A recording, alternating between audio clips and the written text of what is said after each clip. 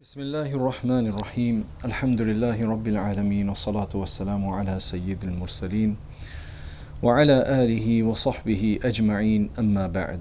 Imam Al-Harith Al-Muhasibi says in his Risalatul Mustarshideen, وَاعْلَمْ أَنَّ كُلَّ عَقْلٍ لَا يَصْحَبُهُ ثَلَاثَةُ أَشْيَاءٍ فَهُوَ عَقْلٌ مَكَّارٌ.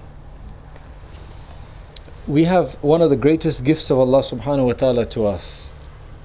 We have many gifts. Which one do we say is the greatest gift? That's a very difficult thing to say. But I'm sure everybody would agree that one of the greatest gifts that we have is our intellect. Now, how do you even consider that a gift? Sometimes it's difficult to understand that to be a gift because it's within our very makeup. It's basically what makes us who we are, human beings. We have a aql, we have a ruh, we have a body. Without intelligence, we wouldn't really be human beings as we know human beings.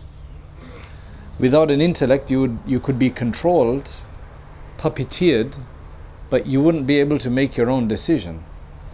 And the whole fact that there is a paradise and a hell means there's willpower, means there's free will, and free will can only be exercised if you have intelligence, which gives you the ability to put various different things together and reach certain conclusions. So we have an aql, we have an intelligence. The primary reason for our intelligence is to understand the purpose of this world, and then to understand that there are certain realms which are the realm of the divine, the realm of Allah subhanahu wa ta'ala, where our aql, our intelligence doesn't necessarily work. But our aql and intelligence is supposed to allow us to reach to that understanding. So he says here that know that every intellect which is not accompanied by three things, three characteristics, is a deceiving intellect. So a person may think that they are using their intellect, but it's actually full of deception. Deception is when you think you're doing something or you're getting something, but you're actually not getting that, what you think is valuable. Deception is generally when you think you're going to get something which is supposed to be valuable, but you're actually not going to get it. It's something else that's being given to you. It's not as valuable as you would have thought it was.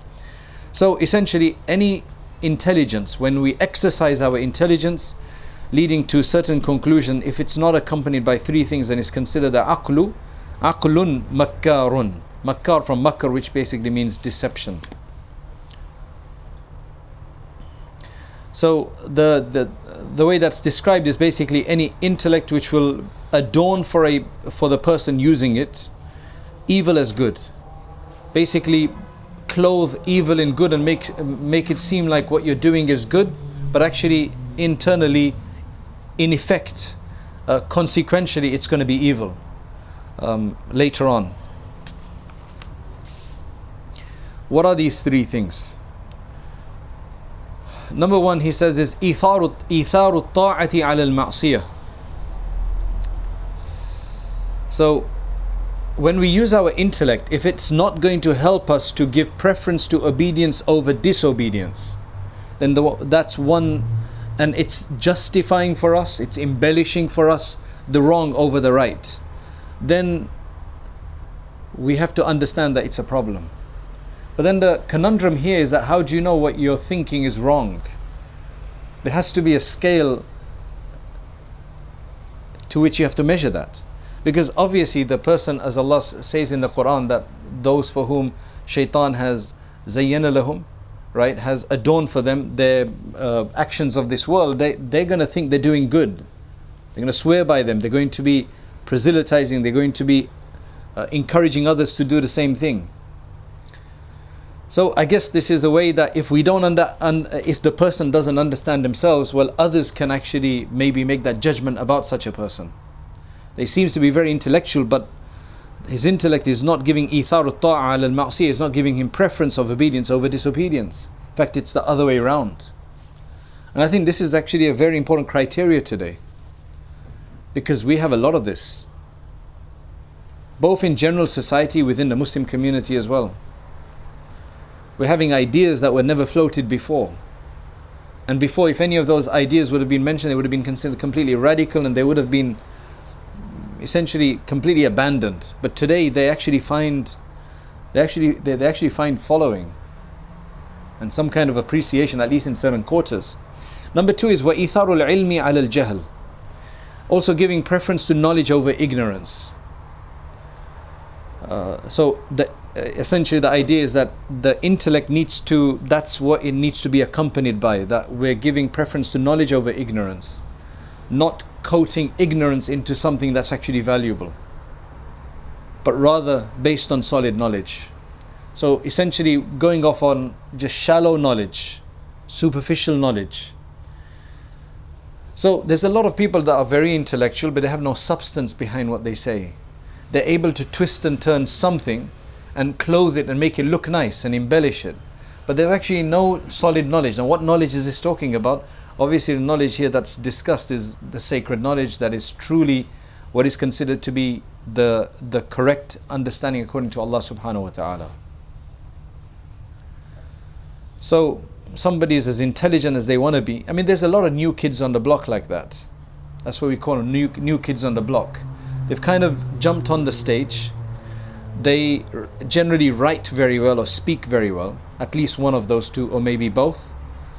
And they haven't proven anything yet. They haven't taught anybody. They haven't produced any good students. They've not essentially nurtured anybody yet. They've not produced the model of a mosque system that works, yet they're criticizing masjids. They're criticizing institutes or madrasas, whereas they have not yet been able to demonstrate a good model for that. But their whole campaign is based on criticism. So the idea is, criticism is very easy, and it sounds very eloquent, so it actually seems like it's actually very substantial.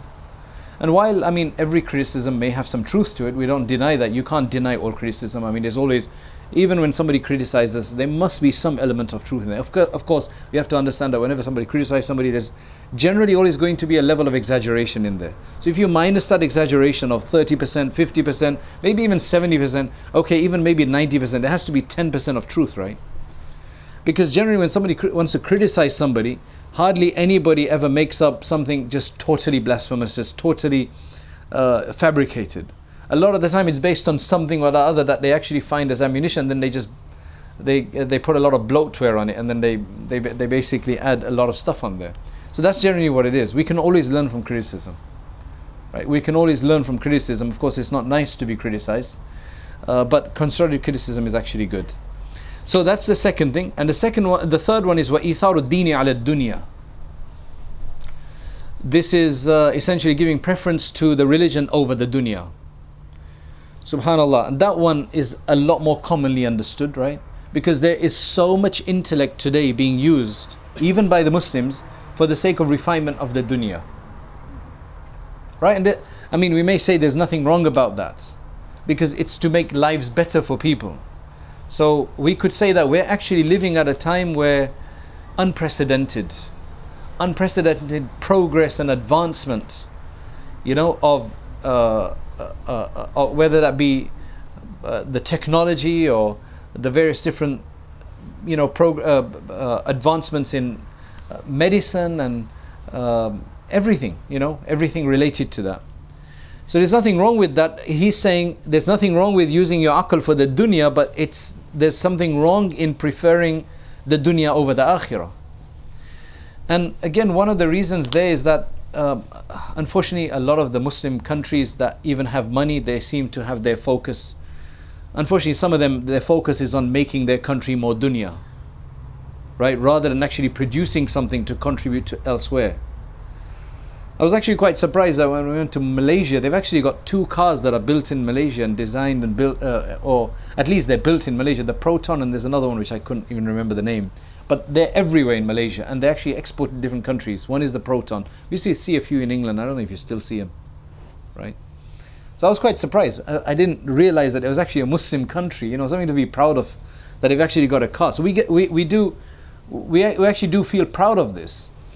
But mashallah, in Malaysia they're also trying, I mean there's also the people who are trying to focus on their deen as well, right? No place is perfect.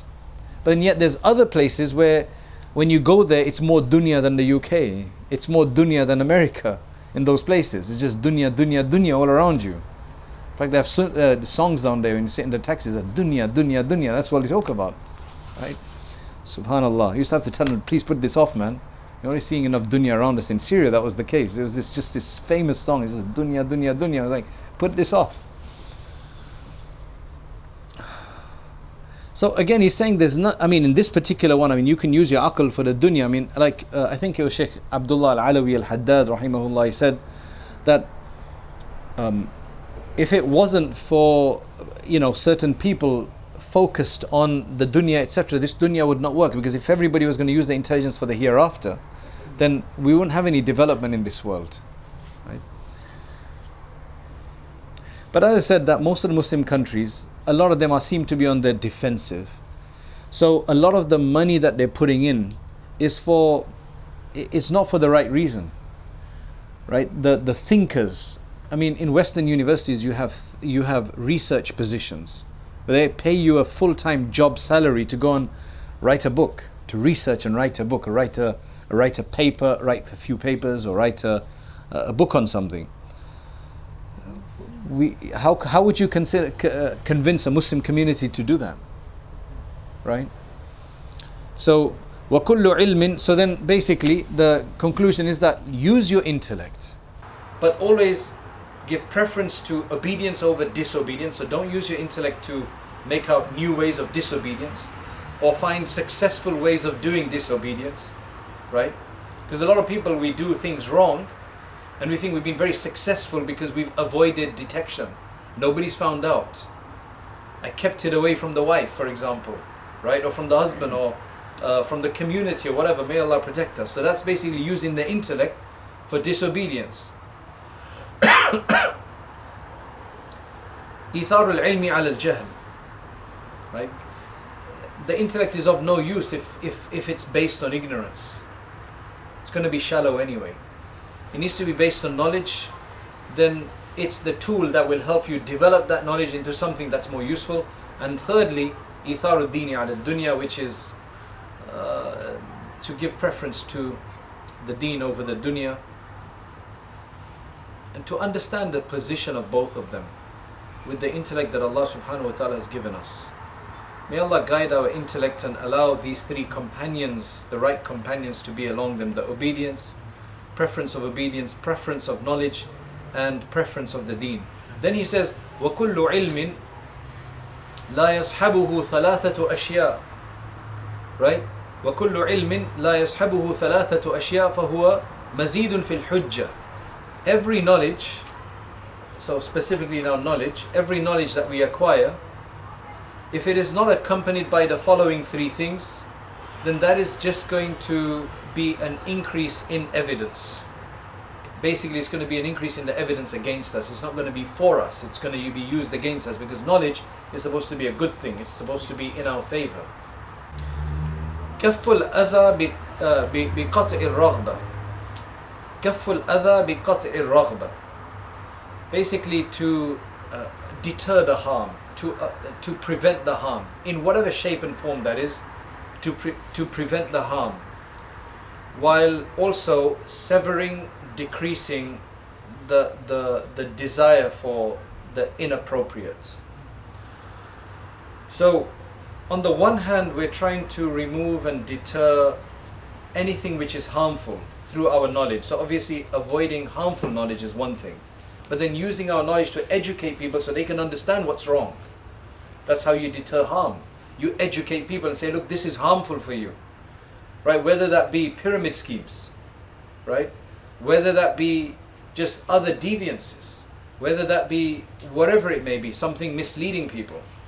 So educating people, to help educate people, even if you're not a scholar, to listen to something good and convey that to somebody else. This does not mean you just basically spam people with a lot of forwards that you get of nice hadith apparently, or nice quotes. That's not what it means, because that could be harmful to people. Because what you're doing is you're flooding them You're overwhelming them, so they dismiss everything that they see then.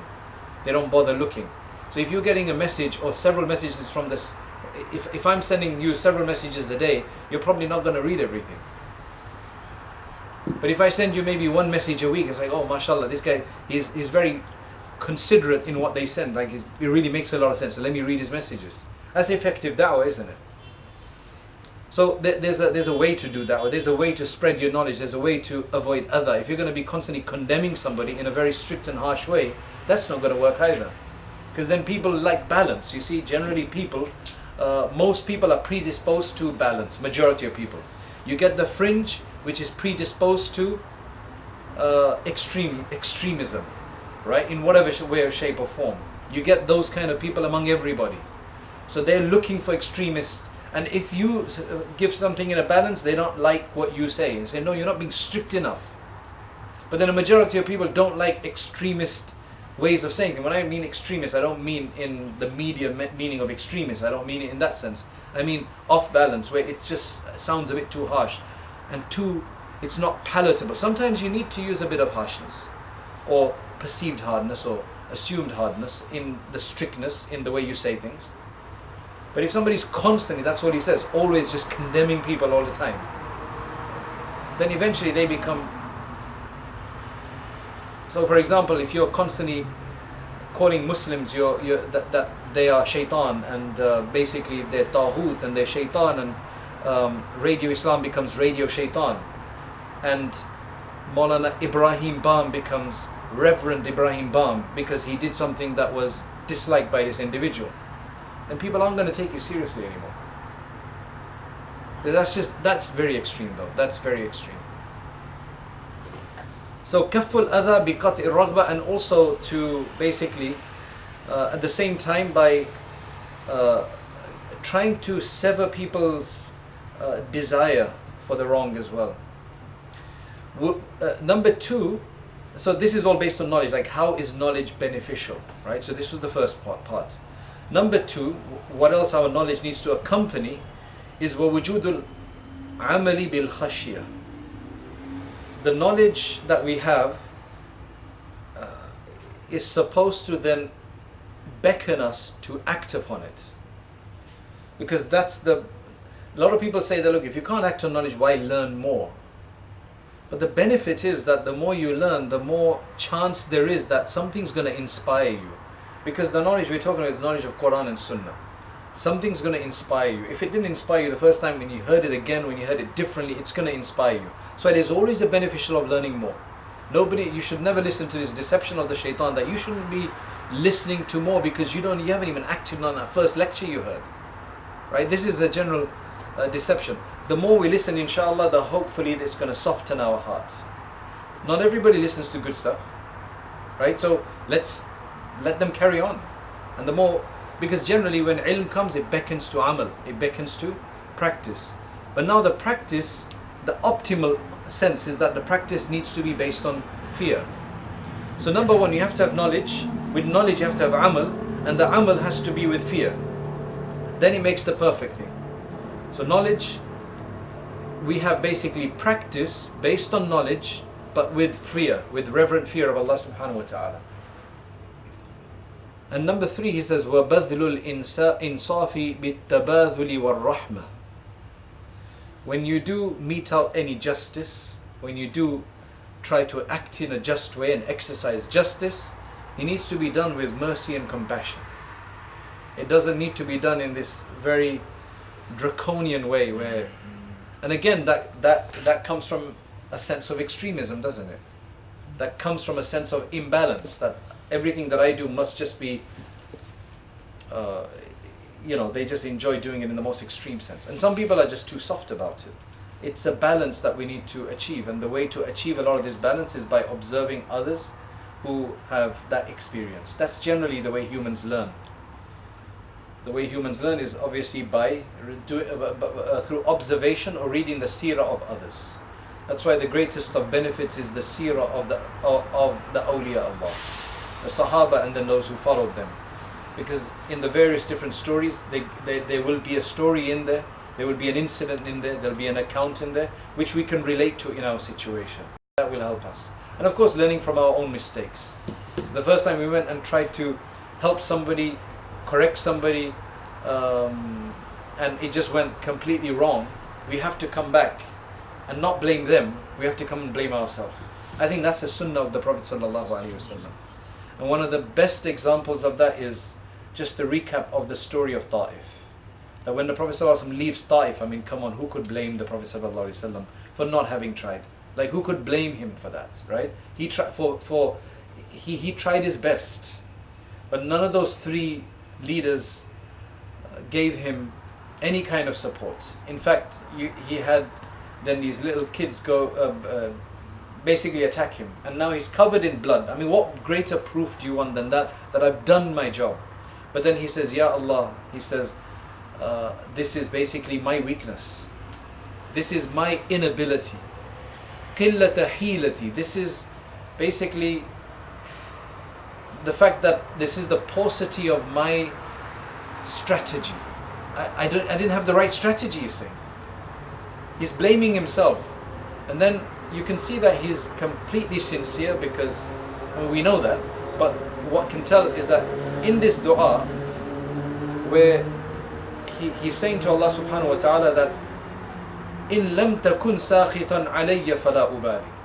But if you are, I've been basically humiliated and degraded and trodden on, all the rest of it, but it doesn't matter as long as you're not unhappy with me. It does not matter unless you're unhappy with me, right? So if you're not unhappy with me, then it doesn't matter. That just shows you that it was purely done for the sake of Allah subhanahu wa ta'ala. And now what makes it even more sincere is the fact, it's a really big lesson. That dua is a real big lesson. I mean, it's one of the most emotional duas there. There's that one and there's one more. It's immensely emotional. So another thing is that, remember, Jibreel alayhi salam had come to him, or the angel had come to him, say that I will just finish these people off by knocking these mountains together and everybody in the valley would die. So he was in a position of power and he's still saying this.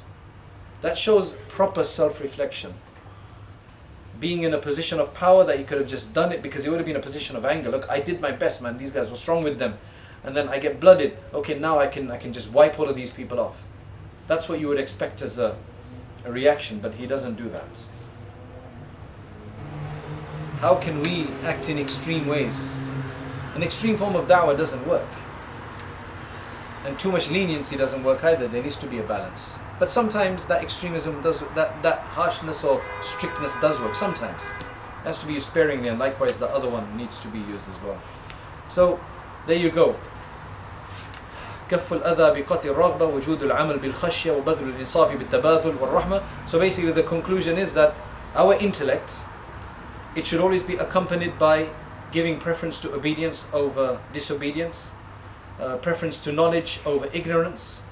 That means go and inquire, go and find out. What does the Sharia say about this? Right? There's something going around, go and contact a scholar and say, can you tell me about this? And of course, giving preference to the deen over the dunya, and knowledge. And this is on every level. This is not just for scholars. You have to remember this for every one of us, right? Especially those of us who want to learn more, who want to be closer to Allah. So every knowledge has to be accompanied by the following three things. Otherwise that knowledge is going to act against us on the Day of Judgment. One is that it should be used to remove harm, to repel harm, right? And number two is to it should be accompanied by good deeds that come with fear of Allah subhanahu wa ta'ala. And when a person through their knowledge does use it to contribute to fairness in the world, right? To try to bring about some goodness, whether that be at work, whether that be in their families, whether that be in their home or in their extended family, then it needs to be done with tabadul, right? Which means to spend, badal. Badal means to spend. That means an effort, right? Mutual effort needs to be placed in there, and there needs to be compassion and mercy. He says, وَاعْلَمْ أَنَّهُ مَا تَزَيَّنَ أَحَدٌ بِزِينَةٍ كَالْعَقْلِ. Right? Aql, using your intellect, using the intellect you have. He says that no, that nobody has been given any adornment as good as intellect. Because it helps you earn your money, it helps you develop friendships, it helps you get your way around in the world. Because without that, we're dependent on others. Right? So that is one of the greatest things that Allah subhanahu wa ta'ala has given us. That's why the great tabi'i, Urwa ibn Zubayr radiyallahu anhu, he's a brother of a sahabi, he's not a sahabi. Right? This is Aisha radiyallahu anha's nephew. So Abdullah ibn Zubayr is a sahabi, but his brother Urwa is a tabi'i. Right? So he says that أفضل ما أعطي العباد في الدنيا العقل. I mean, it's something that he's confessing to. He's saying that the most superior thing that the slaves of Allah have been given in the dunya is their intellect. Have you ever thought about our intellect like that? Right? Have you ever thought about our intellect like that? That it's a gift of Allah, right? وَأَفْضَلُ مَا عُوتُ, we just giving it a sacredness right now, because we know intellect. Like, I'm very intelligent, or he's very intelligent. We talk about that, but then now to give it a spiritual realm, right? To say it's a God-given idea, like so suddenly we make it a sacred idea. That helps us to focus on it in the right way, then, right? There's a concept of I don't want to get into this, but in Malaysia, in the International Islamic University Malaysia, there's a concept of the Islamicization of everything, right? So this is almost like, let's say, this is Islamicizing the concept of the aql. But we're not doing that. The aql is an Islamic idea anyway. We're just raising awareness that, look, man, this is a sacred idea. You got the intellect is something that you need to be, you need to value. And then he said, وَأَفْضَلُ مَا عُوتُوا فِي الْآخِرَةِ رِضْوَانُ اللَّهِ عَزَّ وَجَلَّ.